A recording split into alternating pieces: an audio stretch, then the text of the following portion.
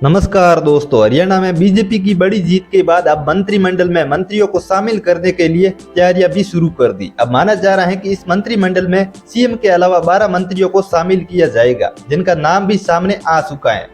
तो वो 12 कौन कौन है जो मंत्री बनने वाले हैं, चलिए उनके बारे में जानते हैं।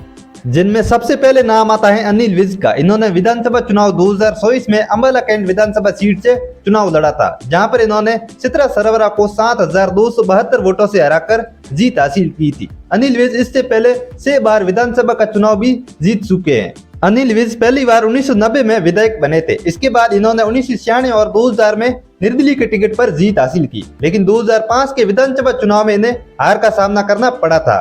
फिर इन्होंने 2009 के विधानसभा चुनाव में अंबाला कैंट सीट से बीजेपी के टिकट पर जीत हासिल की।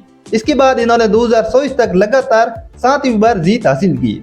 2019 के चुनाव जीतने के बाद इन्हें मंत्री का पद भी दिया गया। इस बार भी इनका नाम मंत्रिमंडल में आगे है। ऐसे में इनका मंत्री बनना लगभग तय है।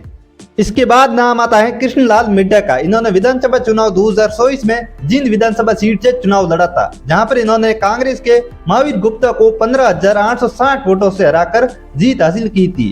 कृष्णलाल मिड्डा इससे पहले 2019 का विधानसभा चुनाव भी जीत चुके हैं। इस बार चुनाव जीतने के बाद इनका नाम मंत्रिमंडल की रेस में आगे है। ऐसे में कृष्णलाल मिड्डा का मंत्री बनना लगभग तय है। इसके बाद नाम आता है अरविंद शर्मा का। इन्होंने विधानसभा चुनाव 2024 में गोहाना विधानसभा सीट से चुनाव लड़ा था, जहां पर इन्होंने कांग्रेस के जगबीर सिंह को 10,429 वोटों से हराकर जीत हासिल की थी। अरविंद शर्मा इससे पहले 4 बार लोकसभा का चुनाव भी जीत चुके हैं। इन्होंने सबसे पहले 1996 में सोनीपत लोकसभा सीट से चुनाव लड़ा था, जहां पर यह जीतकर पहली बार सांसद बने। इसके बाद इन्होंने 2004 और 2009 के लोकसभा चुनाव में करनाल सीट से जीत हासिल की। 2004 का चुनाव जीतने के बाद इन्हें केंद्र में मंत्री का पद भी दिया गया।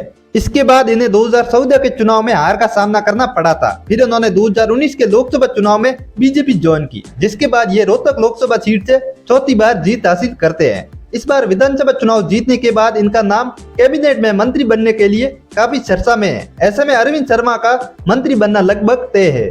इसके बाद नाम आता है राव नरबीर सिंह का। इन्होंने विधानसभा चुनाव 2024 में बादशाहपुर विधानसभा सीट से चुनाव लड़ा था, जहां पर इन्होंने कांग्रेस के वर्धन यादव को हराया था। अरविंद शर्मा इससे पहले 3 बार विधानसभा का चुनाव भी जीत चुके हैं। इन्होंने सबसे पहले 1987 में जटसाना सीट से लोकदल के टिकट पर चुनाव लड़ा था, जहां पर ये जीतकर पहली बार विधायक बने। इसके बाद इन्होंने 1996 में सोहना विधानसभा सीट से दूसरी बार जीत हासिल की, जिसके बाद इन्हें हरियाणा की सरकार में मंत्री का पद भी दिया गया। फिर इन्होंने 2000 और 2005 का विधानसभा चुनाव लड़ा, लेकिन इन्हें दोनों बार ही हार का सामना करना पड़ा।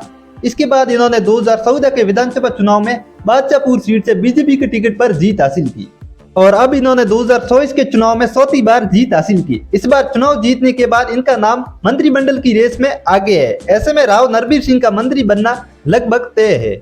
इसके बाद नाम आता है मूलचंद शर्मा का। इन्होंने विधानसभा चुनाव 2024 में बल्लभगढ़ सीट से चुनाव लड़ा था, जहां पर इन्होंने कांग्रेस की शारदा राठौड़ को 17,730 वोटों से हराकर जीत हासिल की। मूलचंद शर्मा इससे पहले 2 बार लगातार विधानसभा का चुनाव भी जीत चुके हैं। इन्होंने 2014 में बीजेपी के टिकट पर पहली बार चुनाव लड़ा था, जहां पर इन्होंने कांग्रेस के लखन सिंगला को हराया था। इसके बाद 2019 के विधानसभा चुनाव में इन्होंने दूसरी बार जीत हासिल की, जिसके बाद इन्हें मंत्री का पद भी दिया गया। इस बार भी चुनाव जीतने के बाद इनका नाम काफी चर्चा में है। ऐसे में मूलचंद शर्मा का मंत्री बनना लगभग तय है। इसके बाद नाम आता है विपुल गोयल का। इन्होंने विधानसभा चुनाव 2024 में फरीदाबाद विधानसभा सीट से चुनाव लड़ा था, जहां पर इन्होंने कांग्रेस के लखन कुमार को 48,388 वोटों से हराकर जीत हासिल की। विपुल गोयल इससे पहले 2014 का विधानसभा चुनाव भी जीत चुके हैं। 2014 का विधानसभा चुनाव जीतने के बाद इन्हें कैबिनेट में मंत्री का पद भी दिया गया।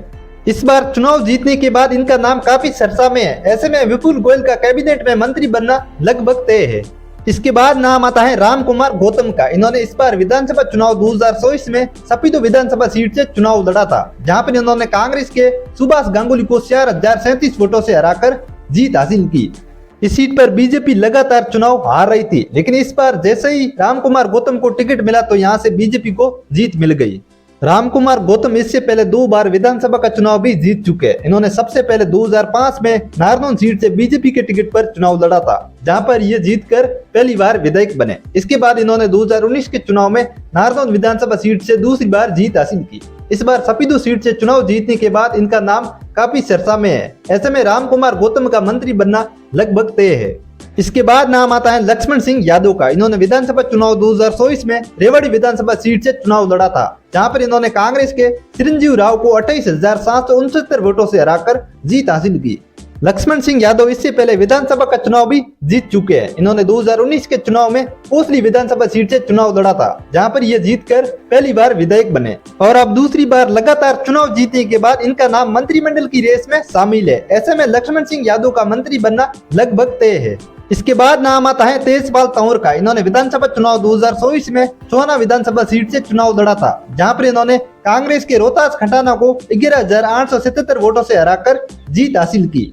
तेजपाल तंवर इससे पहले इस सीट पर विधानसभा का चुनाव भी जीत चुके हैं। इन्होंने 2014 के विधानसभा चुनाव में बीजेपी के टिकट पर चुनाव लड़ा था, जहां पर ये जीतकर पहली बार विधायक बने। इस बार चुनाव जीतने के बाद इनका नाम काफी चर्चा में चल रहा है। ऐसे में तेजपाल तंवर का मंत्री बनना लगभग तय है। इसके बाद नाम आता है महिपाल ढांडा का। इन्होंने विधानसभा चुनाव 2024 में पानीपत ग्रामीण विधानसभा सीट से चुनाव लड़ा था, जहां पर इन्होंने कांग्रेस के सचिन को 50,212 वोटों से हराकर जीत हासिल की। महिपाल ढांडा इससे पहले 2 बार विधानसभा का चुनाव भी जीत चुके हैं। इन्होंने 2014 में पानीपत ग्रामीण विधानसभा सीट से बीजेपी के टिकट पर चुनाव लड़ा था, जहां पर ये जीतकर पहली बार विधायक बने। इसके बाद इन्होंने 2019 के चुनाव में लगातार जीत हासिल की। इस बार चुनाव जीतने के बाद इनका नाम मंत्रिमंडल की रेस में शामिल है। ऐसे में महिपाल ढांडा का मंत्री बनना लगभग तय है। इसके बाद नाम आता है कृष्ण बेदी का। इन्होंने विधानसभा चुनाव 2024 में नरवाना सीट से चुनाव लड़ा था, जहां पर इन्होंने कांग्रेस के सतपीर दबलेन को 11,490 वोटों से हराकर जीत हासिल की। कृष्ण बेदी इससे पहले 2014 का विधानसभा चुनाव भी जीत चुके हैं। इस बार चुनाव जीतने के बाद इनका नाम मंत्रिमंडल की रेस में आगे है। ऐसे में कृष्ण बेदी का मंत्री बनना लगभग तय है। इसके बाद नाम आता है कृष्ण लाल पंवार का। इन्होंने विधानसभा चुनाव 2024 में इसराना विधानसभा सीट से चुनाव लड़ा था, जहां पर इन्होंने कांग्रेस के बलवीर वाल्मीकि को 13,895 वोटों से हराकर जीत हासिल की। कृष्ण लाल पंवार इससे पहले 4 बार विधानसभा का चुनाव भी जीत चुके हैं। इन्होंने सबसे पहले 1991 में असंध विधानसभा सीट से जनता पार्टी के टिकट पर चुनाव लड़ा था, जहां पर यह जीतकर पहली बार विधायक बने। इसके बाद इन्होंने 1996 में इसी सीट पर लगातार दूसरी बार जीत हासिल की।